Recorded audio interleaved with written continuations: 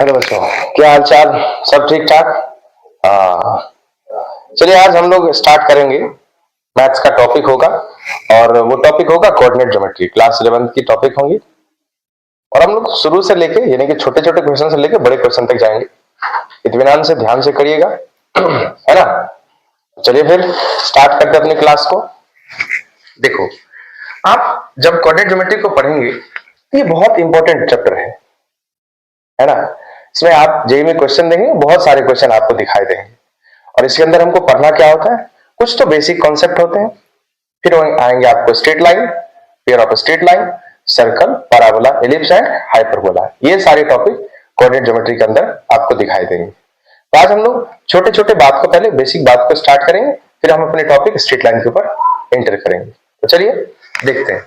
सबसे पहले आप हाई स्कूल मैथ्स के अंदर आप पढ़ते होंगे पॉइंट के बारे में, ठीक है? पॉइंट क्या होता है, सबसे पहले इस बात को समझते हैं। अगर हम बात करते हैं कोई भी एक पॉइंट लिखा पड़ा है, मान लो 2 और 3, तो इसका क्या मतलब है जरा समझो। ये 2 और 3 जो कोई पॉइंट लिखा हुआ है, इसका मतलब हुआ कि ये जो पॉइंट है यहां तक हमको पहुंचना है। देखो, और कोऑर्डिनेट में जब भी हम चलेंगे तो चलने के लिए आप क्या करेंगे, सबसे पहले या तो एक्स एक्सिस की तरफ चलना होगा या फिर वाई एक्सिस से स्टार्ट करना होगा, ठीक है? तो अगर आप एक्स से स्टार्ट करते हैं, आप सबसे पहला काम करेंगे, यहां से जिस भी एक्सिस पे तुम्हारा मन करे एक परपेंडिकुलर ड्रॉ करोगे। ओके, ये परपेंडिकुलर ड्रॉ कर लिया। अब इस पॉइंट तक चलने के लिए आपको एक्स पे चलना पड़ा सर जी, कितना? तो इस लेंथ को बोलते हैं एक्स।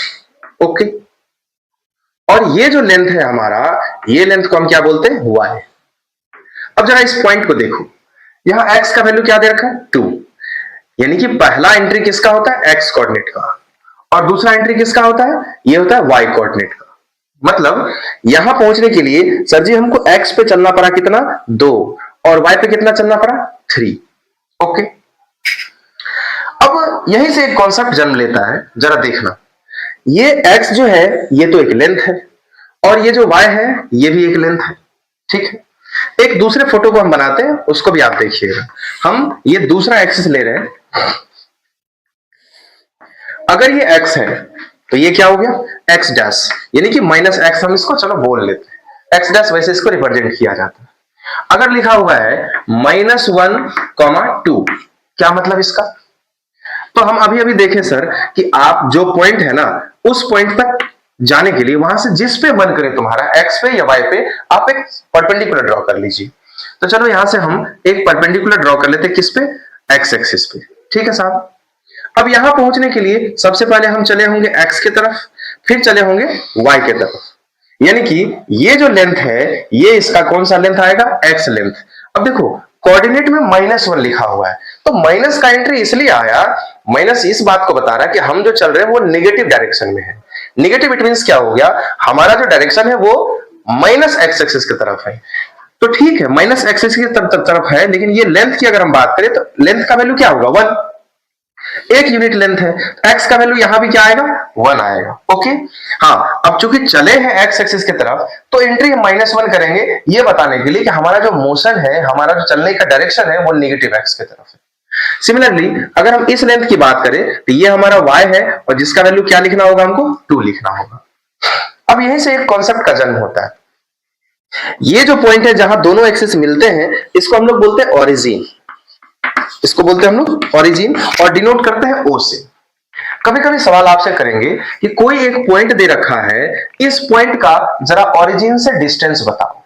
तो ठीक है साहब, ओरिजिन से इस पॉइंट का डिस्टेंस देखो, कभी भी किसी पॉइंट से दूसरे पॉइंट का डिस्टेंस अगर तुमसे पूछा जाए तो ध्यान रखना वो डिस्टेंस हमेशा शॉर्टेस्ट डिस्टेंस होते हैं, और सबसे शॉर्टेस्ट डिस्टेंस आपको मालूम है कि डायगोनल डिस्टेंस होता है, यानी कि कोना कोनी। सीधा समझो, ये ओरिजिन है हमारा, ओके, और ये पॉइंट है, इसको सीधा पकड़ेंगे, मिला देंगे, यही डिस्टेंस हमारा शॉर्टेस्ट डिस्टेंस होगा। अर्थात अगर हमको ओरिजिन से इस पॉइंट P के बीच का डिस्टेंस पूछ रहा है, मतलब ये OP लेंथ मेरे से पूछा जा रहा है।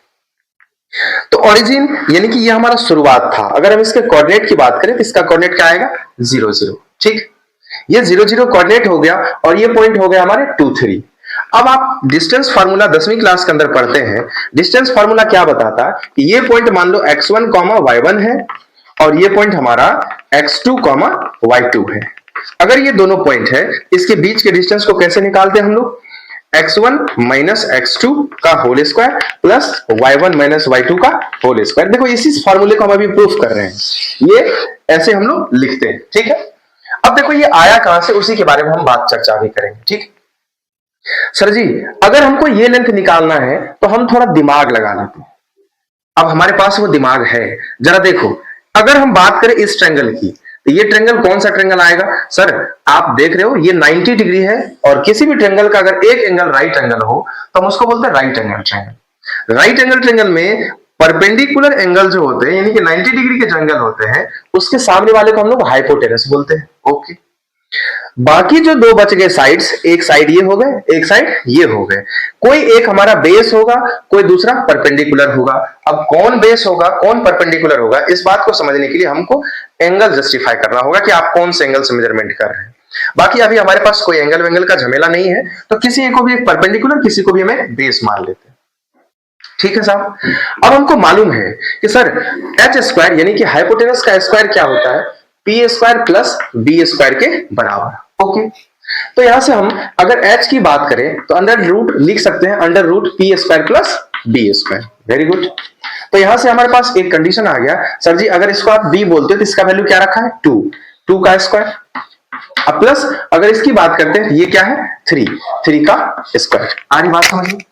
मतलब 2 का स्क्वायर 4, 3 का स्क्वायर 9, 9 4 13 यानी कि रूट अंडर 13 हमारा ये डिस्टेंस निकल गया किसका? OP यानी कि distance between origin to some point, कोई भी दिया हुआ गिवन पॉइंट होगा। आ रही बात समझ में? तो इन शॉर्ट अगर हम इन चीजों को समझे तो आप ऐसे याद रखेंगे कि देखो ये इसको मिटाते हैं, ये बस समझाने के लिए आपके पास था।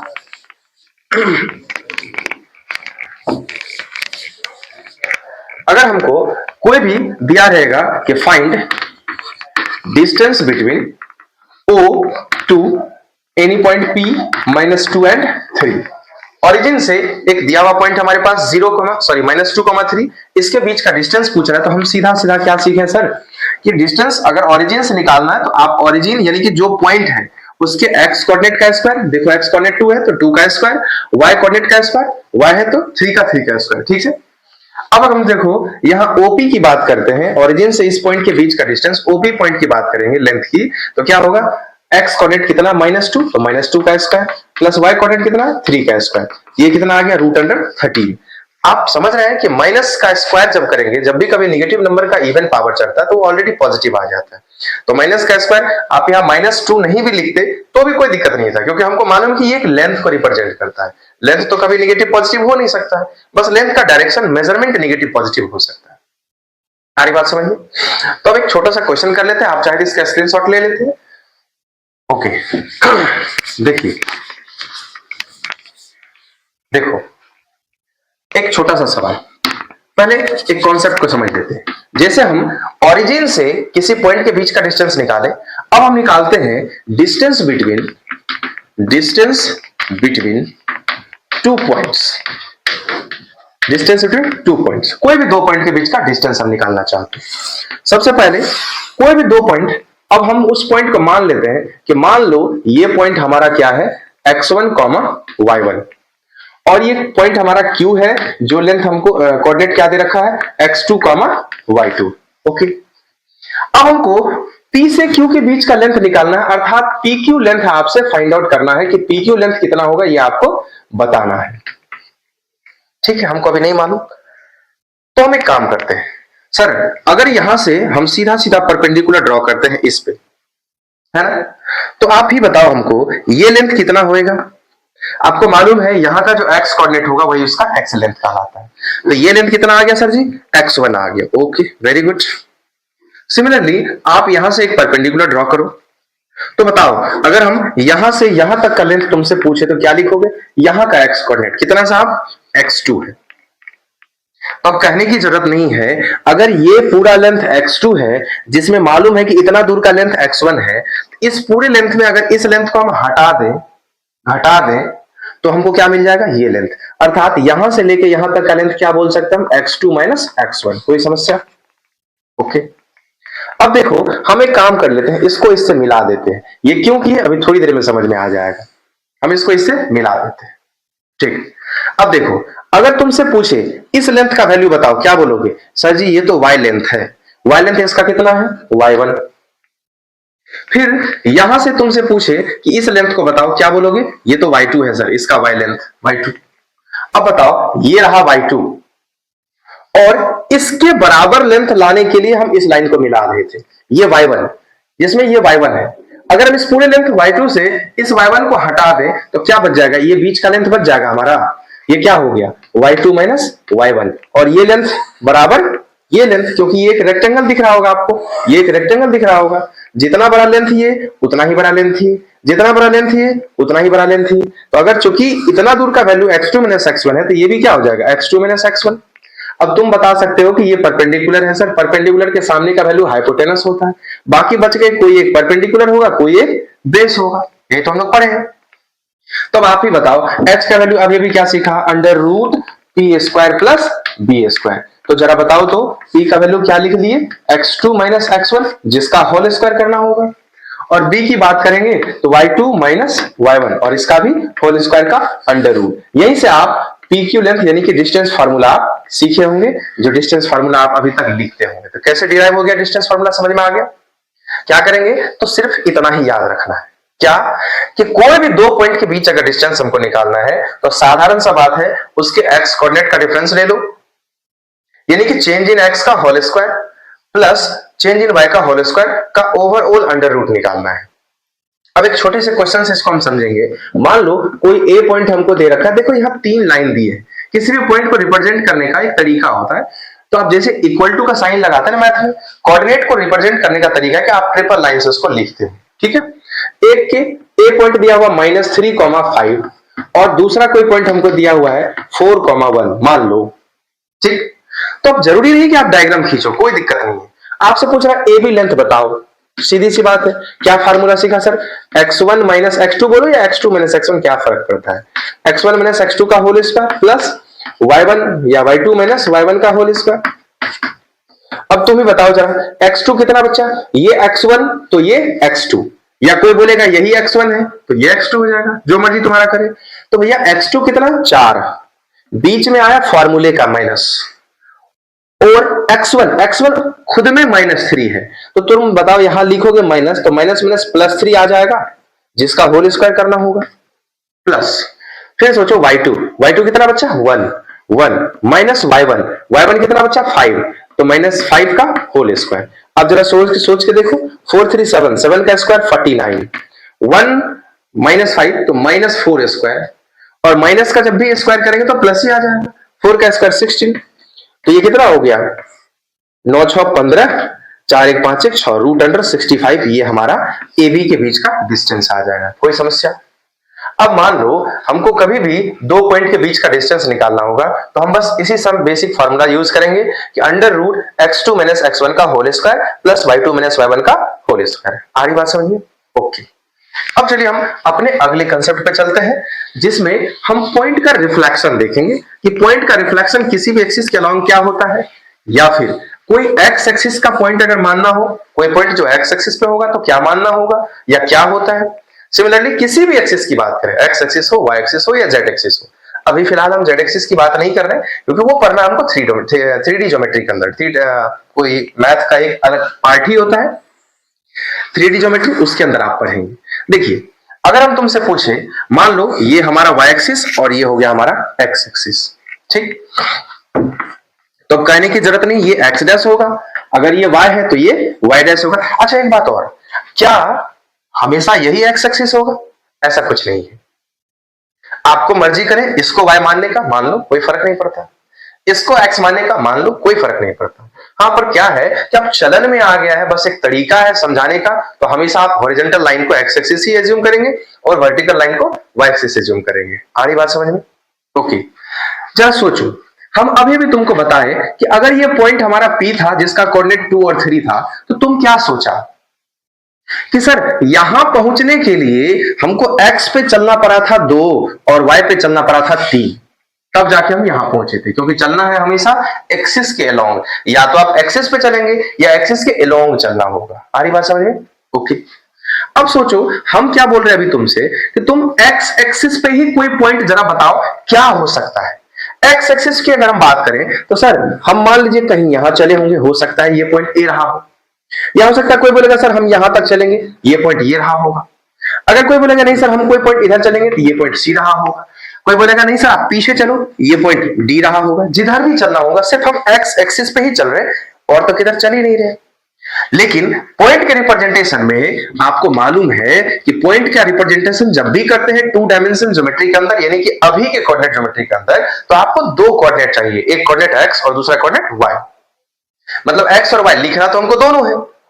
तो जरा सोच के बताओ, अगर तुम यहां चले, अगर इस लेंथ को थोड़ी देर के लिए हम स्मॉल ए से रिप्रेजेंट कर देते तो यहां का कोऑर्डिनेट एक्स पे, यहां तक पहुंचने के लिए सर हम एक्स पे तो कितना चले हैं ए, क्या वाई पे चले हैं क्या? नहीं। तो जब वाई पे नहीं चले हैं तो 0 लिख देते हैं, वाई पे चले ही नहीं, यानी कि ये पॉइंट, ये कोऑर्डिनेट क्या हो गया हमारा a0। सिमिलरली सोचो अगर हमको b तक जाना है, मान लेते हैं इस लेंथ को हम स्मॉल b से, तो यहां का कोऑर्डिनेट क्या हो जाएगा सर, यहां पहुंचने के लिए हम x पे चले हैं b, ठीक है। y पे कितना चले हैं? चले ही नहीं है, तो 0 लिख देंगे। सिमिलरली यहां का कोऑर्डिनेट क्या हो जाएगा सर c, 0। अच्छा अगर d की बात करें तो थोड़ी देर के लिए मान लेते हैं ये लेंथ को हमारा d मानते हैं, लेकिन हमारा मोशन किधर है? x की तरफ, पॉजिटिव की तरफ, नेगेटिव की तरफ? नेगेटिव की तरफ। तो यहां के कोऑर्डिनेट को क्या लिखेंगे? x पे चले हैं -d, 0। कोई दिक्कत? यानी कि किसी भी पॉइंट की अगर हम बात करें तो x एक्सिस को आप जरा गौर से देखिए, x एक्सिस पे हमेशा y कोऑर्डिनेट 0 मिलेगा। x एक्सिस पे हमेशा y कोऑर्डिनेट क्या होगा? 0 मिलेगा। लेकिन x कोऑर्डिनेट हमेशा बदलता हुआ दिख रहा है, कहीं x कोऑर्डिनेट a हो गया, कहीं x कोऑर्डिनेट b हो गया, x कोऑर्डिनेट कहीं c हो गया। यानी कि अगर तुमसे पूछे x एक्सिस का एक इकलौता पहचान बताओ तो क्या बताओगे? सर x एक्सिस पे y हमेशा 0 आ रहा है। तो अभी समझ में आया, equation of x axis is always y equal to 0। वैसे इक्वेशन ऑफ लाइन लिखने के लिए सिखाएंगे तो वहां ऑलरेडी ये बात समझ में आ जाएगी, लेकिन अभी छोटे छोटे बातों से हम समझना स्टार्ट करते हैं कि इक्वेशन ऑफ x एक्सिस अगर कभी मानना हो तो आप सिंपली y बराबर क्या बोलेंगे? 0 होगा। इक्वेशन ऑफ x एक्सिस आज के बाद हमेशा क्या होगा? y बराबर 0। ओके ठीक है। एंड दूसरी बात क्या समझ में आ गई sir? Coordinate on x axis, coordinate on x axis, यानी कि x एक्सिस पे किसी भी पॉइंट को एज्यूम करना होगा तो आप मानेंगे हमेशा उस पॉइंट को क्या, कि x कोऑर्डिनेट तो कुछ ना कुछ होगा लेकिन y कोऑर्डिनेट हमेशा 0 होगा। यानी कि x कोऑर्डिनेट, x एक्सिस पे कोई भी कोऑर्डिनेट अगर मानना होगा तो हम a0, b0, c0, x0 कुछ भी मान सकते हैं। तो चलो अभी मानने के लिए हम x0 मान लेते हैं। आ रही बात समझ में? अब सिमिलरली कहने की जरूरत नहीं है, जरा देखो तो ये हमारा y एक्सिस है। अगर तुमसे पूछे यहां पे कोई एक पॉइंट है, जरा सोचो, तो यहां पॉइंट है सर, हम क्या बताएं, किसी भी पॉइंट तक पहुंचने के लिए आप या तो कोऑर्डिनेट एक्सिस पे चलेंगे या एक्सिस के अलोंग चलेंगे। आ रही बात समझ में? तो यहां पहुंचना है तो सर जानते हैं हम यहां ओरिजिन से उठेंगे और सीधा यहां पहुंच जाएंगे। मतलब हम यहां पहुंचने के लिए केवल y एक्सिस पे चले हैं, x पे तो चले ही नहीं है। अर्थात हम x कोऑर्डिनेट 0 बोलना होगा और y कोऑर्डिनेट का कुछ ना कुछ वैल्यू होगा जो ये लेंथ को रिप्रेजेंट करेगा। मान लो ये लेंथ 2 यूनिट का है तो यहां 2 लेंगे। अब अगर यहां पे कोई बोलेगा कि सर यहां का कोई पॉइंट बी है, जरा बी को बताओ। सिमिलरली वही बात, ये 0 होगा और y का वैल्यू कुछ ना कुछ होगा। चलो इसको y1 मान लेते, इसको y2 मान लेते। वही बात नीचे भी होगा, बस फर्क क्या आएगा? नेगेटिव आ जाएगा, इतना ही तो आएगा। अब देखो तो ये कोऑर्डिनेट, अर्थात जब भी कभी y एक्सिस पे कोई भी पॉइंट आएगा, जरा ध्यान से देखो तो वो पॉइंट क्या आ रहा है? पहला कोऑर्डिनेट यानी कि x कोऑर्डिनेट तो 0 आ रहा है। यहां भी देखो x कोऑर्डिनेट 0 आ रहा है। कहीं भी मान लो यहीं पे लिखोगे तो क्या लिखोगे? सीधे हम वहां ओरिजिन से y एक्सिस पे चले आए, सर 0 x पे चले ही नहीं है। जब x पे चले ही नहीं तो x कोऑर्डिनेट को क्या लिखना होगा? 0 लिखना होगा। अर्थात यहां से equation of y axis, equation of y axis क्या लिखेंगे आज के बाद? x बराबर 0। इक्वेशन ऑफ y एक्सिस आज के बाद क्या होगा? y बराबर, सॉरी, x बराबर 0। And coordinate on y axis, हमेशा y एक्सिस के कोऑर्डिनेट को आप 0y एज्यूम करेंगे या 0a या 0b, कुछ भी, यानी कि x का वैल्यू 0 देंगे, y का वैल्यू कुछ ना कुछ जो भी देना होगा मान सकते हैं, a b c x y कुछ भी। तो आप x एक्सिस के कोऑर्डिनेट, y एक्सिस के coordinate, equation of x axis, equation of y axis, ये सब बात समझ में आपको आ गई होगी। ठीक, अब चलते हम अगले टॉपिक पे देखिएगा, एक छोटा सा सवाल लेते हैं।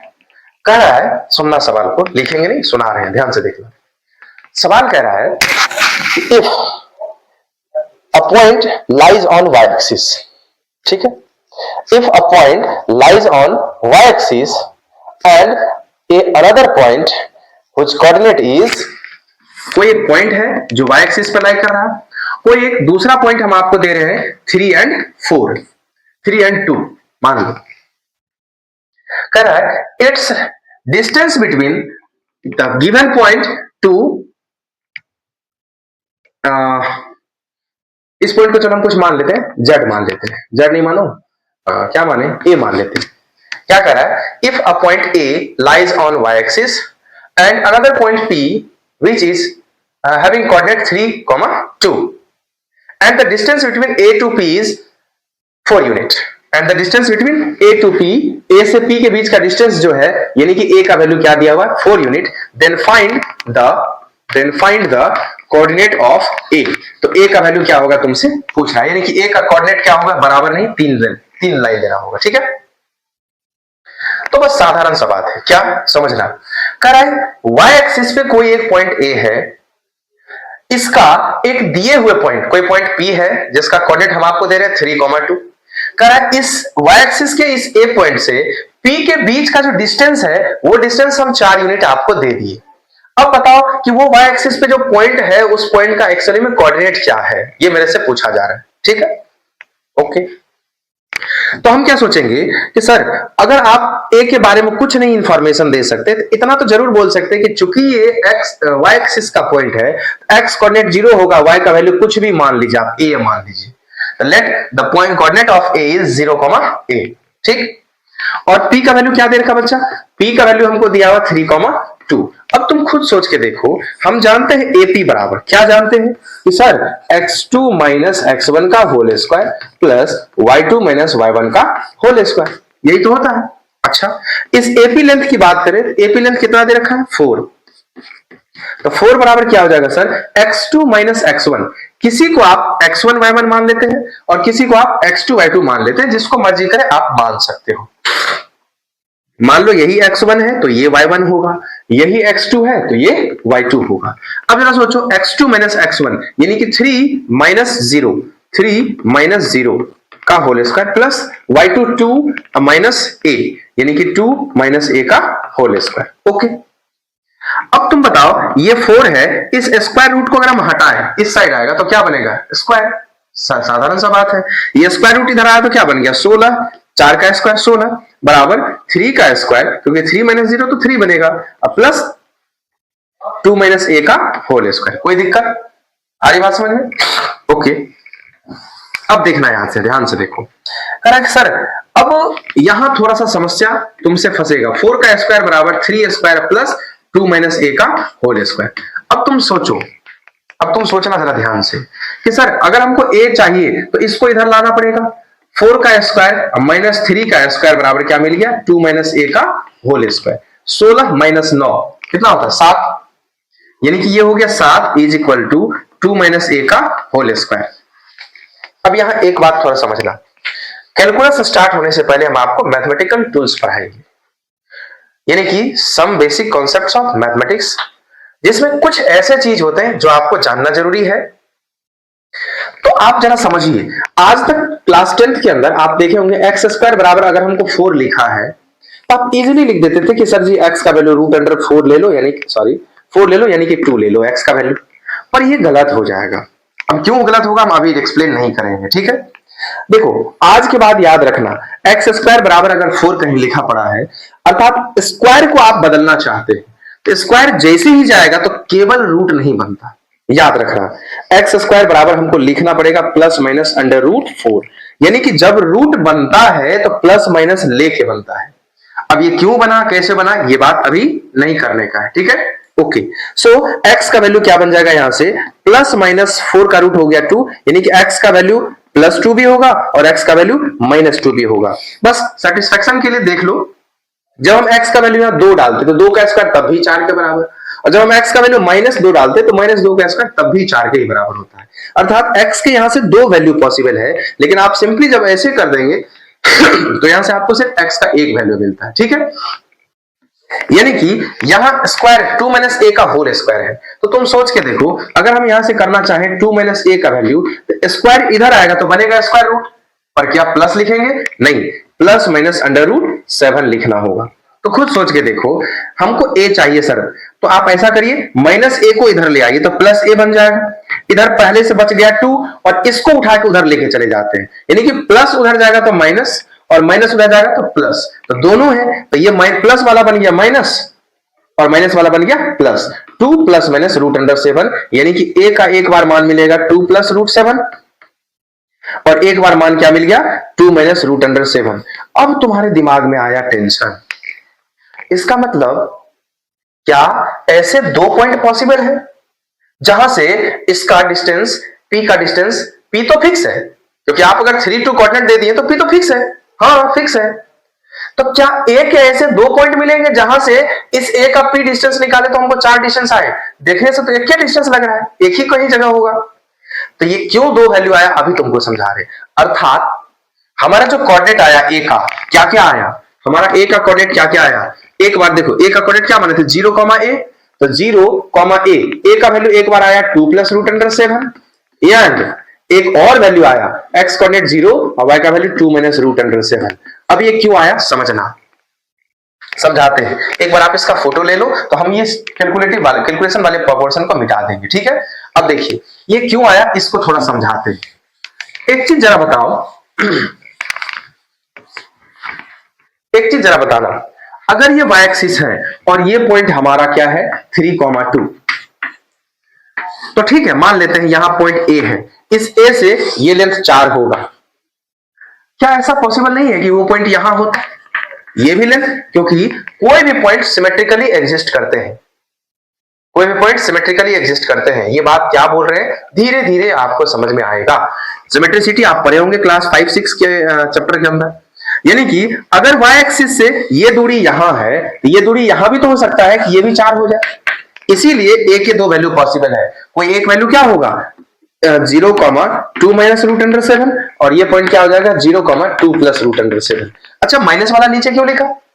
अरे भैया 2 में से √7 घटाओगे, √4 का ही वैल्यू 2 होता है, तो √7 का वैल्यू क्या होगा 2 से छोटा नहीं होगा क्या? 2 से छोटा है, √7 का वैल्यू 2 से बड़ा होगा। अब 2 में से 2 से बड़ा वैल्यू निकालोगे तो ये नेगेटिव नंबर आएगा और ये 2 + √7 पॉजिटिव वैल्यू आएगा।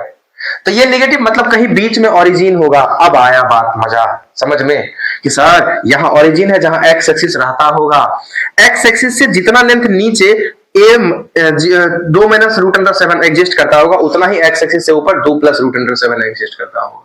आ रही बात समझ में? तो जितना लेंथ ये उतना ही लेंथ यहां से भी आएगा, इसीलिए 2 पॉइंट आए थे। आ रही बात समझ में? ओके, चलिए फिर अब हम देखते हैं अगले पोर्शन को जो हमारा क्वाड्रेंट को समझाएगा और उसके बाद हम सिमेट्रिसिटी ऑफ पॉइंट यानी कि किसी भी पॉइंट का रिफ्लेक्शन निकालेंगे एक्सिस के क्रॉस कैसे होगा, आगे देखते हैं। देखो एक नॉर्मल सा बात है, नॉर्मल सा बात है, जब आप हाई स्कूल में 10th में ट्रिगोनोमेट्री पढ़ते होंगे तो वहां आपको समझाया जाता होगा कि सर ये x एक्सिस, ये y एक्सिस, वेरी गुड, ये -x एक्सिस और ये -y एक्सिस, कोई दिक्कत नहीं। ये जो रीजन देख रहे हैं आप, इस रीजन में कोई भी पॉइंट उठाएंगे, कोई भी पॉइंट उठाएंगे तो जरा देखो, यहां जाने के लिए आप x पे पॉजिटिव चलते होंगे और y पे भी पॉजिटिव चलते होंगे, क्योंकि दाईं तरफ पॉजिटिव ऊपर भी पॉजिटिव। यहां के कोऑर्डिनेट जब भी मिलेंगे चाहे जो भी मिलना होगा प्लस प्लस आएगा, कोई दिक्कत नहीं है। सिमिलरली अगर हम सेकेंड क्वाड्रेंट, इसको बोलते हैं फर्स्ट क्वाड्रेंट, फर्स्ट क्वाड्रेंट, ठीक। अब इसकी बात करते हैं, मान लो यहां कोई भी पॉइंट आता होगा, सर सबसे पहले हम x पे चलेंगे तो -x आएगा, आएगा ना, लेकिन अगर y पे चलेंगे तो ये ऊपर ही चल रहे हैं तो y का पॉजिटिव ही आएगा, यानी कि यहाँ के x कोऑर्डिनेट तो माइनस आएंगे लेकिन y कोऑर्डिनेट क्या आएंगे प्लस आएंगे, यानी कि यहाँ कोऑर्डिनेट जब भी आएगा x कोऑर्डिनेट माइनस और y कोऑर्डिनेट प्लस आएगा। ओके, इसको बोलते हैं हम लोग सेकेंड क्वाड्रेंट। अब तुम बताओ जरा सा, अगर हम इसकी बात करें, जरा सोचो यहां कोई भी पॉइंट, यहां कैसे पहुंचेंगे, या तो आप x पे ऐसे चलेंगे तब जाके आपको y से चलना होगा, एक्स भी निगेटिव, वाई भी निगेटिव, निगेटिव और निगेटिव, यानी कि यहां का कोऑर्डिनेट क्या आएगा, माइनस कॉमा माइनस। इसको बोलते हैं थर्ड क्वाड्रेंट। अब कहने की जरूरत नहीं है, कोई पॉइंट यहां है, एक्स पे पॉजिटिव चलेंगे लेकिन वाई पे निगेटिव चलेंगे, एक्स कोऑर्डिनेट तो पॉजिटिव होगा लेकिन वाई कोऑर्डिनेट निगेटिव होगा, और ये हमारा फोर्थ क्वाड्रेंट कहलाता है। फर्स्ट क्वाड्रेंट एक्स भी पॉजिटिव वाई भी positive, second quadrant X negative लेकिन Y positive, third quadrant X भी निगेटिव वाई भी negative, fourth quadrant X positive और वाई नेगेटिव। इतनी बातें आपको समझ में आ चुकी होगी, ठीक है। ये तो बेसिक चीज था, जो बस हम बेसिक बात ही समझा रहे हैं, तो चलो आपको समझा दिया। अब सोचो, मेरे से पूछ रहा है कि reflection of point with respect to axis, reflection of point with respect to axis. कोई पॉइंट ये दिया है a, b, कर एक्स एक्सिस के अबाउट इस ए बी का रिफ्लेक्शन क्या होगा, एक्स एक्सिस के अबाउट इस ए बी का रिफ्लेक्शन क्या होगा, ये मेरे से पूछा जा रहा है, ठीक। तो जरा देखना, एक्स एक्सिस के अबाउट रिफ्लेक्शन मतलब अब हम सोचेंगे कि ये जो एक्स एक्सिस है ये हमारा आईना बन गया, मिरर। ये क्या बन गया, मिरर। समझ में आया। अब देखो, अगर आप प्लेन मिरर के बारे में जानते हैं कि सर जितना डिस्टेंस पे आप ऑब्जेक्ट को रखेंगे उतना ही डिस्टेंस पे हमारा इमेज बनेगा, बनेगा कि नहीं बनेगा। अर्थात ये पॉइंट अगर ए है तो इसका रिफ्लेक्शन चलो ए डैश मान लिया। अब तुम बताओ, यहां पहुंचने के लिए बच्चा एक्स पे चले थे ए और वाई पे कितना चले हैं बी, वेरी गुड। तो यहां पहुंचने के लिए क्या करना होगा, एक्स पे ए चलेंगे लेकिन वाई पे क्या, माइनस बी, अर्थात एक्स पे ए और वाई पे माइनस बी। यानी कि यहां से एक बात समझ में आया, अगर एक्स एक्सिस के अबाउट रिफ्लेक्शन लेते हैं, एक्स कोऑर्डिनेट कभी चेंज नहीं होगा। अगर एक्स कोऑर्डिनेट ए था, अब भी एक्स कोऑर्डिनेट ए आएगा, वाई कोऑर्डिनेट के सिर्फ साइन पलट जाएंगे, वाई कोऑर्डिनेट के सिर्फ साइन पलट जाएंगे। यानी कि अगर तुमसे पूछे कोई पॉइंट दिए हम आपको 3,-5, इसका रिफ्लेक्शन निकालो, रिफ्लेक्शन निकालो किसके रिस्पेक्ट में, with respect to X axis. क्या करोगे सर, इतना करने का जरूरत नहीं है, अब बार बार आप डायग्राम खींचेंगे तो फिर गड़बड़ हो जाएगा। ठीक है, अभी समझ रहे हैं तो चलो खींच लेते हैं। सर आप जिसका रिफ्लेक्शन चाहते हैं पहले उसको लिख लो, एक्स पे 3 वाई पे 5, एक्स पे 3 वाई पे 5, यहां पे कहीं आएगा 3,-5। बताओ इसका रिफ्लेक्शन चलेंगे तो यहां कहीं ऊपर होगा। अरे ऊपर का रिफ्लेक्शन नीचे, तो नीचे का रिफ्लेक्शन किधर, ऊपर। अब ऐसा मत समझ लेना सर इधर तो पेंट किया हुआ, इसका इमेज कैसे बनेगा, फिजिक्स थोड़ी है, ये मैथ है। हम आपने आपको बस इतना ही बताया कि ये एक्स एक्सिस है जो हमारा मिरर की तरह काम करेगा। अब इधर से देखोगे तो उधर का मिरर, इधर से देखेंगे उधर का मिरर, बस, है ना। सोचो ना, तो ये 3,-5 है, इसका रिफ्लेक्शन ऊपर जाएगा, एक्स कोऑर्डिनेट कभी नहीं बदलेगा, यानी कि एक्स का वैल्यू क्या आएगा 3, और वाई का वैल्यू जो -5 है अब क्या बन जाएगा +5। समझ में आ गया। अब ये बताना जरूरी है क्या, वाई कोऑर्डिनेट का रिफ्लेक्शन, सर a, b, अब बताओ क्या होगा, -a, b। सर अगर वाई एक्सिस के अबाउट रिफ्लेक्शन निकालते तो वाई कोऑर्डिनेट नहीं बदलेगा, a का साइन बदल जाए, बस सीधी सी तो बात है। एक्स एक्सिस के अबाउट रिफ्लेक्शन निकालेंगे तो एक्स नहीं बदलेगा, वाई बदलेगा, अब वाई एक्सिस के अबाउट रिफ्लेक्शन निकालेंगे तो वाई नहीं बदलेगा, सिर्फ ए का साइन बदलेगा। कोई दिक्कत। यह एक बात थोड़ा समझाना जरूरी है। अब क्या ये दो ही चीज मिलेंगे, एक्स एक्सिस या वाई एक्सिस के अबाउट रिफ्लेक्शन? नहीं, किसी भी लाइन के अबाउट रिफ्लेक्शन तेरे से तुम्हारे से पूछ सकता है, लेकिन कुछ चीज जो नॉर्मली अप्लाई हम कर सकते हैं, हम आपको उसके बारे में समझा रहे हैं। तो एक्स एक्सिस सबके अबाउट रिफ्लेक्शन करेंगे तो अब नियम निष्ठा नहीं लगाएंगे जैसे हम सीखेंगे। वाई एक्सिस के अबाउट रिफ्लेक्शन पूछेगा तो नियम निष्ठा इतना नहीं लगाना, बस सीधा सा सिंपली बस ब्रेन लगाना है, उसका रिफ्लेक्शन निकाल देना। हाँ, पर किसी अननोन लाइन के अबाउट रिफ्लेक्शन पूछ दिया तो फिर उसके लिए आएगा तरीका, जन्म लेगा, हम अभी देखेंगे, अभी थोड़ा टाइम लगेगा उसमें, वहां तक पहुंचने में धीरे धीरे जाएंगे, है ना। अब एक छोटा सा बात यही समझने वाली बात है, याद रखो कि सर एक्स एक्सिस ये रहा और वाई एक्सिस ये रहा, तो y बराबर एक्स लाइन, शायद तुमको अभी ना पता हो कि y बराबर एक्स लाइन ये होता है। स्लोप फॉर्म जैसे हम straight of equation of straight line सीखेंगे ना, तुमको मालूम चल जाएगा कि ये है y बराबर एक्स लाइन का ग्राफ। कभी कभी सीधा सीधा y बराबर एक्स लाइन के अबाउट अगर रिफ्लेक्शन पूछेगा तो बस कुछ जो बता रहे हैं अभी समझ लो, याद कर लो, एक्सप्लेनेशन थोड़े से टाइम के बाद आपको मिलेगा। अगर जैसे एक्स एक्सिस के अबाउट रिफ्लेक्शन था तो क्या बदला, a कांस्टेंट था, यानी x कोऑर्डिनेट कांस्टेंट था, y कोऑर्डिनेट चेंज हो गया, y के अबाउट रिफ्लेक्शन निकालना था तो y कांस्टेंट था, x में चेंजिंग आ गया। लेकिन अगर y बराबर x के अबाउट रिफ्लेक्शन करेंगे सॉरी तो बड़ा गड़बड़ हो गया, हेरा फेरी हो जाएगा। ये रहा इसका इमेज और ये कोऑर्डिनेट हो जाएगा b, a। कैसे आया नहीं मालूम, जब टाइम आएगा मालूम चल जाएगा। क्या बताया, अगर y बराबर x लाइन के अबाउट रिफ्लेक्शन निकालना है, आपस में कोऑर्डिनेट ही चेंज कर जाएंगे। आपस में क्या होगा, कोऑर्डिनेट ही चेंज कर जाएगा, यानी कि ए बी बदल के क्या हो गया बी ए। इसका x कोऑर्डिनेट यहां का y बन जाएगा और यहां का y कोऑर्डिनेट यहां का x बन जाएगा। बात समझ में आ रही है, बात समझ में आ रही है? ओके देखो यही हमारा लास्ट आज का टॉपिक होगा, है ना। आज का टॉपिक हम यही एंड करेंगे, बस इस पे एक दो चार क्वेश्चन कर लेते हैं, दिमाग के अंदर सेट हो जाए, आगे बढ़ जाएंगे हम लोग। ठीक है, चलो फिर अगले क्वेश्चन के अबाउट चलते हैं।